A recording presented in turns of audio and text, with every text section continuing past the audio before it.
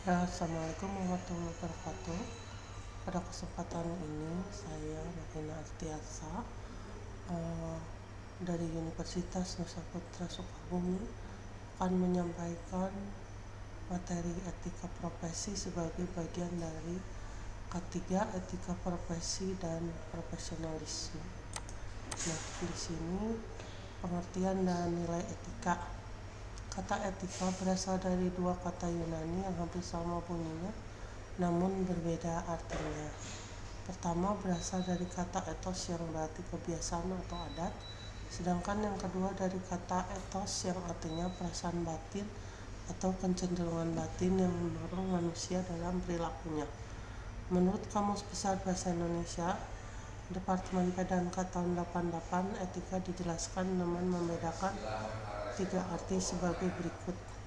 1. Ilmu tentang apa yang baik dan apa yang buruk, dan tentang hak dan kewajiban moral atau akhlak. 2. Kumpulan asas atau nilai yang berkenaan dengan akhlak. 3. Nilai mengenai benar dan salah yang dianut suatu golongan atau masyarakat. Nilai-nilai etika harus diletakkan sebagai landasan atau dasar pertimbangan dalam setiap tingkah laku manusia, termasuk kegiatan di bidang keilmuan. Nah, nilai yang dimaksudkan adalah kondisi atau kualitas suatu benda atau suatu kegiatan yang membuat eksistensinya, pemilikannya, atau upaya mengejarnya menjadi sesuatu yang diinginkan oleh individu masyarakat. Nilai tidak selalu bersifat subjektif karena ia tetap mengacu pada konteks sosial yang membentuk individu dan yang pada gilirannya dipengaruhi olehnya. Aspek nilai inilah yang menjadikan etika sebagai suatu teori mengenai hubungan antar pribadi dan membedakannya dari nilai-nilai intelektual atau estetis semata-mata. Nilai etis secara logis dapat diwujudkan dalam hubungannya antara manusia dengan sesama manusia. Nah, di sini pengertian etika. Etika berarti dari etos, bahasa Yunani berarti karakter, watak, kesesuaian atau adat. Menurut Martin 1993, etika didefinisikan sebagai the discipline which can act as the performance index or reference or control system. Etika adalah refleksi dari apa yang disebut dengan self-control, karena segala sesuatunya dibuat dan diterapkan dari dan untuk kepentingan kelompok sosial atau profesi itu sendiri. Perkataan etika itu identik dengan perkataan moral karena moral menyangkut akhlak manusia. Misalnya, perbuatan seseorang dikatakan melanggar nilai moral, dapat diartikan pula bahwa perbuatan tersebut melanggar nilai-nilai dan norma-norma etis yang berlaku di masyarakat. Terus fungsi etika menurut Bertens, kata etika bisa dipakai dalam arti nilai-nilai atau norma-norma moral yang menjadi pegangan bagi seseorang atau suatu kelompok masyarakat dalam mengatur perilakunya. 2. Etika berarti kumpulan asas atau nilai moral yang dimaksud di sini adalah kode etik. 3. Etika mempunyai arti lagi, ilmu tentang yang baik atau yang buruk. Etika di sini sama artinya dengan filsafat moral. Kemudian macam-macam etika.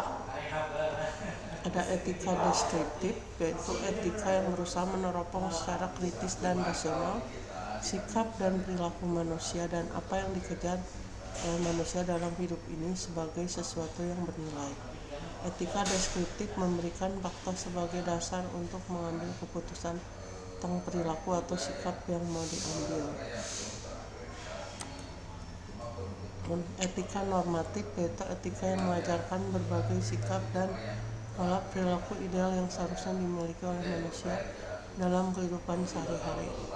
Etika normatif juga memberi penilaian sekaligus memberi norma sebagai dasar dan kerangka tindakan yang akan dilakukan.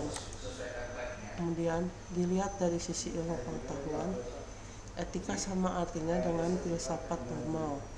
Etika adalah ilmu yang membahas tentang moralitas dan menyelidiki perilaku moral. Di samping itu, etika juga memperhatikan dan mempertimbangkan perilaku manusia dalam mengambil keputusan moral dan juga mengarahkan atau menghubungkan penggunaan akal budi individual dengan objektivitas hukum menentukan kebenaran atau kesalahan dari perilaku terhadap orang lain. Etika dibagi dua, yaitu etika umum dan etika khusus. Etika umum membahas prinsip moral dasar, sedangkan etika khusus menerapkan prinsip dasar pada masing-masing bidang kehidupan manusia. Etika khusus ini dibagi menjadi etika individual yang memuat kewajiban manusia terhadap diri sendiri dan etika sosial yang membicarakan tentang kewajiban manusia sebagai anggota umat manusia. Untuk itu dapat digambarkan skema tentang etika sebagai berikut. Jadi ada etika umum, etika khusus, etika individual, etika sosial, kemudian etika sosial menjadi etika sesama, etika keluarga, etika profesi, etika politik, etika masyarakat, etika ideologi. Kemudian kalau etika profesi dibagi menjadi biomedis, hukum, pengetahuan, dan lain-lain. Kemudian diperjelas dengan uraian sebagai berikut.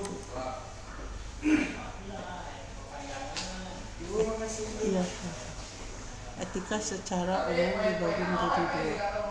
Etika umum mengajarkan tentang kondisi-kondisi dan dasar bagaimana seharusnya manusia bertindak secara etis, bagaimana pula manusia bersikap etis, teori-teori etika, dan prinsip-prinsip moral dasar yang menjadi pegangan bagi manusia dalam bertindak serta tolak ukur dalam menilai baik atau buruknya suatu tindakan. Etika umum dapat pula dianalogkan dengan ilmu pengetahuan yang membahas mengenai pengertian umum dan teori-teori etika. Ada etika khusus merupakan penerapan prinsip-prinsip moral dasar dalam bidang kehidupan. Penerapan ini bisa berwujud bagaimana seseorang bersikap dan bertindak dalam kehidupannya dan kegiatan profesi khusus yang dilandasi dengan etika moral. Namun penerapan itu dapat juga berwujud bagaimana manusia bersikap atau melakukan tindakan dalam kehidupan terhadap sesama. Terus etika khusus dibagi menjadi dua, yaitu etika individual menyangkut kewajiban dan sikap manusia terhadap diri sendiri, etika sosial mengenai sifat dan kewajiban serta pola perilaku manusia sebagai anggota masyarakat. Etika sosial meliputi banyak bidang, diantaranya sikap terhadap sesama, etika keluarga, etika profesi, etika politik, etika lingkungan, etika ideologi. Dari sistematika di atas, kita dapat melihat bahwa etika profesi merupakan bidang etika khusus atau terapan yang merupakan produk dari etika sosial. Nah, di sini penilaian etika. Titik berat penilaian etika sebagai suatu ilmu adalah pada perbuatan baik atau jahat, susila atau tidak susila. Perbuatan atau kelakuan seseorang yang menjadi sifat baginya atau telah mendarah daging itu disebut akhlak atau budi pekerti. Budi tumbuhnya dalam jiwa bila telah dilahirkan dalam bentuk perbuatan, namanya pekerti. Jadi suatu budi pekerti pangkal penilaiannya dari dalam jiwa, dari masih berupa angan-angan, cita-cita, niat hati sampai ia lahir keluar berupa perbuatan nyata. Nah, di sini pendapat Frans Magnus Seno, ya. Profesi itu dibedakan dalam dua jenis, yaitu profesi pada umumnya dan profesi luhur. Profesi pada umumnya paling tidak ada dua prinsip yang wajib ditegakkan, yaitu satu, prinsip agar menjalankan profesinya secara bertanggung jawab, dan dua, hormat terhadap hak-hak orang lain. Pengertian tanggung jawab ini menyangkut baik terhadap pekerjaannya maupun hasilnya, dalam arti yang bersangkutan harus menjalankan pekerjaannya dengan sebaik mungkin dengan hasil yang berkualitas. Selain itu juga dituntut agar dampak pekerjaan yang dilakukan tidak sampai merusak lingkungan hidup, artinya menghormati hak orang lain. Terus dalam profesi yang luhur, officium nobile, motivasi utamanya bukan untuk memperoleh nafkah dari pekerjaan yang dilakukannya. Di samping itu terdapat dua prinsip penting, yaitu 1. Mendahulukan kepentingan orang dibantu, dan 2. Mengabdi pada tuntutan luhur profesi. Untuk melaksanakan profesi yang luhur secara baik dituntut moralitas yang tinggi dari praktek. 3. Ciri moralitas tinggi. 3. Berani berbuat dengan tekad untuk bertindak sesuai tuntutan profesi, sadar akan kewajibannya, memiliki idealisme yang tinggi. Pengertian profesi. 1. Profesi adalah pekerjaan yang dilakukan berkaitan dengan keahlian khusus dalam bidang pekerjaannya. 2. Profesi adalah suatu pekerjaan yang berkaitan dengan bidang yang didominasi oleh pendidikan dan keahlian yang diikuti dengan pengalaman praktek kerja purna waktu. 3. Dilaksanakan dengan mengandalkan keahliannya. Nah, terus pengertian profesional. 1. Orang mempunyai profesi atau pekerjaan purna waktu. 2. Memerlukan latihan khusus dengan suatu kurun waktu. 3. Hidup dari pekerjaan itu dengan mengandalkan suatu keahlian yang tinggi. 4. Hidup dengan mempraktekkan suatu keahlian tertentu atau dengan terlibat dalam suatu kegiatan tertentu sesuai keahliannya. 5. Memiliki pendidikan khusus, yaitu keahlian dan keterampilan, dan memiliki dasar pendidikan dan pelatihan serta pengalaman dalam kurun waktu untuk menunjang keahliannya. 6. Memahami kaidah dan standar moral profesi serta etika profesi dalam bidang keahliannya. Terus memahami kaidah dan standar moral serta etika profesi dalam bidang pekerjaannya. 7. Berupaya mengutamakan kepentingan masyarakat. Artinya setiap pelaksana profesi harus meletakkan kepentingan pribadi di bawah kepentingan masyarakat. 8. Ada izin khusus dari instansi yang berwenang untuk menjalankan profesinya. 9. Terorganisasi dalam suatu induk organisasi sebagai pengawasnya. Seorang profesional dituntut memiliki 1. Pengetahuan, 2. Penerapan keahlian, 3. Tanggung jawab sosial, 4. Pengendalian diri, 5. Etika bermasyarakat sesuai profesinya. Menurut Brandeis yang dikutip Appleton Junior, untuk dapat disebut sebagai profesi, maka pekerjaan itu sendiri harus mencerminkan adanya dukungan yang berupa 1.